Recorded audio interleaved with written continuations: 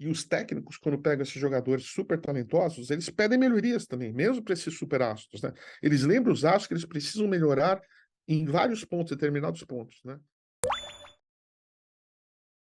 Olá, aqui é José Salib Neto falando, tudo bem com vocês? Gostaria de dividir algumas ideias aqui em relação ao meu livro Algoritmo da Vitória, principalmente nesse período aí de Copa do Mundo, onde talvez seja, junto com a Olimpíada, o maior evento esportivo do planeta, né? Então, todos estarão de olhos, né, nas equipes, nos técnicos. E o nosso livro aqui, o Algoritmo da Vitória, é um trabalho aí de 5 anos de pesquisa, que eu fiz com a minha coautora, Adriana Salles Gomes, com 50 maiores técnicos da história do esporte, envolvendo várias modalidades. Então, eu vou dividir com vocês aqui os slides, né? O algoritmo da vitória, nós chegamos a uma conclusão, identificamos 8 etapas que os maiores técnicos da história do esporte usam e usaram para conquistar seus títulos, suas glórias, né? E eu, particularmente, vou dividir com vocês uma específica, como criar equipes escaladoras. Nós vamos, logicamente, o futebol, né, um esporte em equipe, né, então todos estarão de olhos nessas equipes, né, principalmente onde vários times, os jogadores têm um nível muito parecido, assim, né, são muito fortes. E quem realmente vai fazer a diferença nessa Copa do Mundo serão os técnicos, né? Então, por isso eu vou dividir uma das etapas, que é como criar equipes escaladoras, para vocês poderem pegar esses insights e assistirem os jogos com uma outra cabeça, né? Então, vamos dividir aqui com vocês.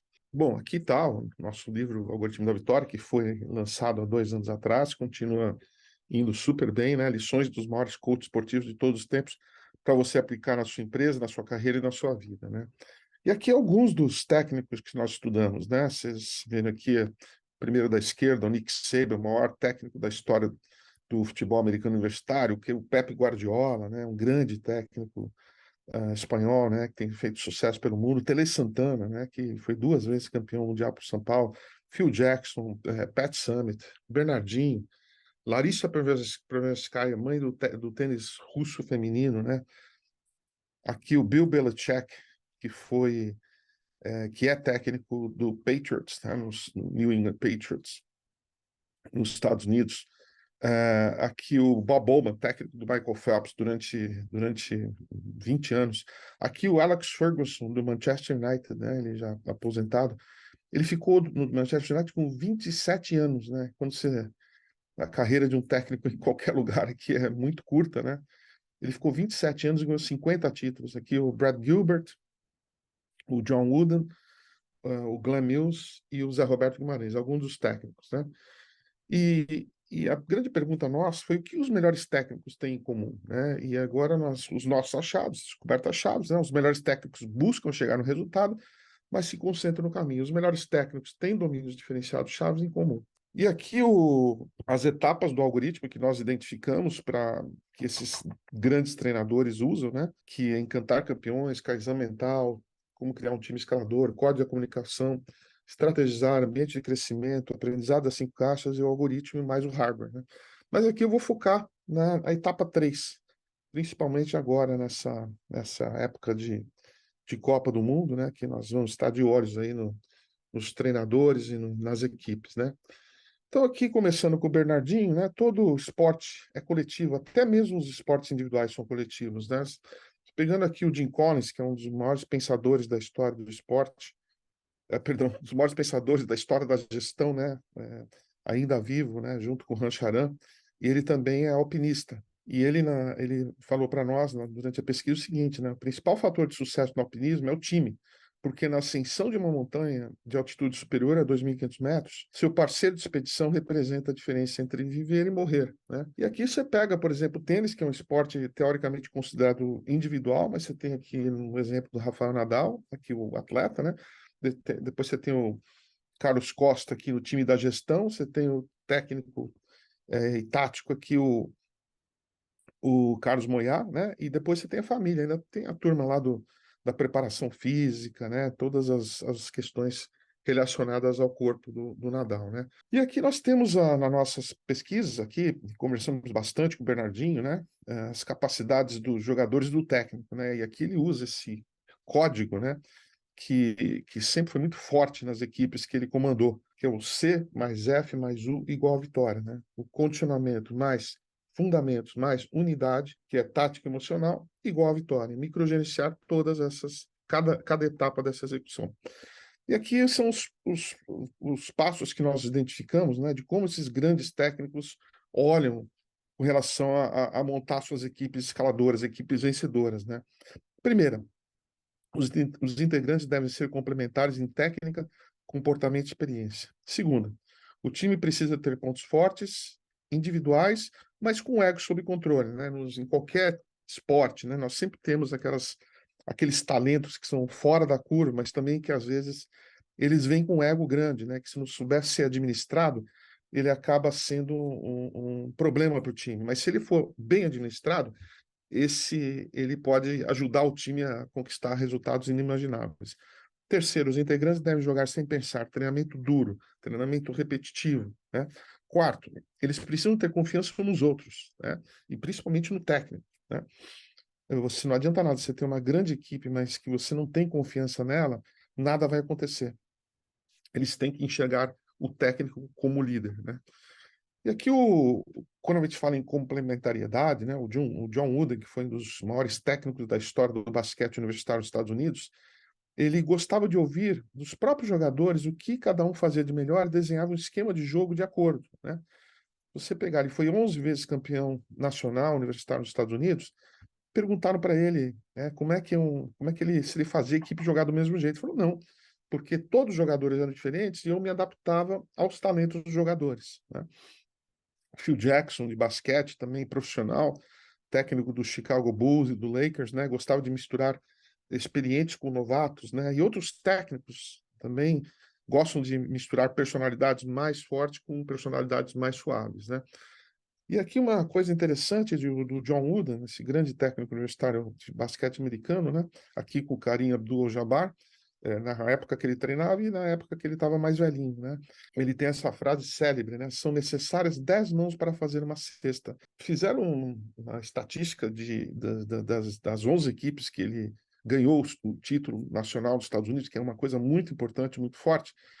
E nessas fizeram uma estatística e viram que os jogadores basicamente tinham um número de cestas parecidos, né? Não tinha alguém nos times que se sobressaía muito mais do que os outros. Qual é a conclusão disso, né? Se você tem um jogador que tem muito talento e que todo mundo do time joga para aquele jogador, o que acontece? Se a equipe adversária marca aquele jogador, ele trava o time, né? Então, por isso que ele sempre falou, são necessárias 10 mãos para fazer uma cesta, né? E aqui a questão dos egos, né? Os grandes treinadores, eles pegam essas pessoas talentosas, atletas talentosos, e tentam trabalhar o ego, não deixam que o ego do jogador acaba destruindo a equipe e faz com que esse ego jogue para o time, né? Então, os coaches, às vezes, têm que satisfazer as demandas dos astros, né? Só que os astros têm que garantir o desempenho ao coach, né? E cumprem. Mas aí que entra a parte principal, né? O resto do time precisa saber disso, né? A gente olha para o Romário, super talentoso Romário, todo mundo sabia que ele não gostava de treinar muito, né? Mas ele negociava com o time e com o técnico, né? E treinava menos, mas fim de semana ele garantia sempre pelo menos aí 1, 2 ou 3 gols, né? E os técnicos, quando pegam esses jogadores super talentosos, eles pedem melhorias também, mesmo para esses super astros, né? Eles lembram os astros que eles precisam melhorar em vários pontos, determinados pontos, né? Aqui, às vezes, a gente tem que chegar ao ponto que você tem astros com egos grandes, né? Onde você tem que fazer mudanças, né? E aconteceu isso quando o Guardiola pegou o time do Barcelona, que depois transformou o time nos maiores equipes de todos os tempos, né? Confiança uns nos outros, né? Não adianta, você pode ter a melhor equipe, tudo que eu estou falando aqui serve não só para equipes esportivas, mas também para equipes das empresas, das organizações, né? E a confiança é fundamental. Então, o coach deve mostrar publicamente que confia em cada um dos jogadores. O coach pode fazer os jogadores se protegerem. No futebol, no beisebol americano, por exemplo, às vezes um jogador leva o empurrão do adversário, os outros vêm para defender. O coach deve deixar os jogadores conversarem sozinhos no vestiário, antes do jogo e no intervalo. Importante que os jogadores também se achem, né? E o coach deve, às vezes, deixar os jogadores pedirem tempo e decidir o que mudar, que é no caso do basquete, né? O Phil Jackson sempre faz isso na temporada regular, né? E aqui a confiança no coach, né? Com o Bernardinho, que sempre criou equipes vencedoras, né? Por mais de 20 anos, né? Ele, né, todos que jogaram, né, inclusive conversando com o meu amigo André Hella, que foi campeão olímpico com ele, né, o Bernardinho se sacrificava igual, por exemplo, quando eles faziam viagens, né, e as viagens internacionais não eram poucas, eram muitas viagens, né, o Bernardinho fazia questão de viajar na classe econômica com os jogadores, né, tanto que ele, como dirigente do time, ele podia viajar na classe executiva, que era muito mais confortável, mas ele mostrava como ele se importava com os jogadores, né? E tivemos aí um incidente em 2007, né, a caminho da Olimpíada, né, na questão de o nós em detrimento do eu, né, onde alguns jogadores tinham aquela questão de eu, sendo que o Bernardinho estava com foco no nós, né? Então é muito importante essa questão do nós primeiro, antes de nós mesmos, né? O nós da equipe, né? E aqui ter um líder em campo, né? Isso ajuda muito, não é sempre que a gente tem um líder forte em campo. Aqui nós tivemos aí o São Paulo, que foi 2 vezes campeão mundial, que me dói um pouco o coração, porque eu sou palmeirense, né? Nós temos um, acho, né? E a gente viu o papel do Raí, né? Como ele foi importante na questão da decisão das horas difíceis, né? Então, sempre a identificação de um grande líder em campo é fundamental, né? E aqui, finalizando, né? Tem um filme chamado Um Domingo Qualquer, estrelado pelo Al Pacino, né, onde ele tem um time, basicamente, ele já foi um técnico vitorioso, mas acabou chegando no fundo do poço na carreira dele, e ele tinha uma única chance, né, para reverter esse quadro, né, um jogo importante, uma semifinal que faria com que eles ganhassem, iriam para a final do campeonato, né? E ele deu um célebre speech, né, uma palestra assim, curta no vestiário, que está inclusive na internet, que eu uso também, mas que eu estou sendo mais resumido, onde ele fala o seguinte: ou nós nos curamos como um time, ou vamos morrer como indivíduos. Então, eu espero ter dado alguns insights para vocês agora, né? Principalmente em época de Copa do Mundo, muitos jogos, né? Então, acho que é uma maneira interessante de vocês assistirem, né? Então, foi um prazer falar com vocês, e aí me sigam nas redes, que eu estou sempre presente, sempre procurando agregar valor. Muito obrigado.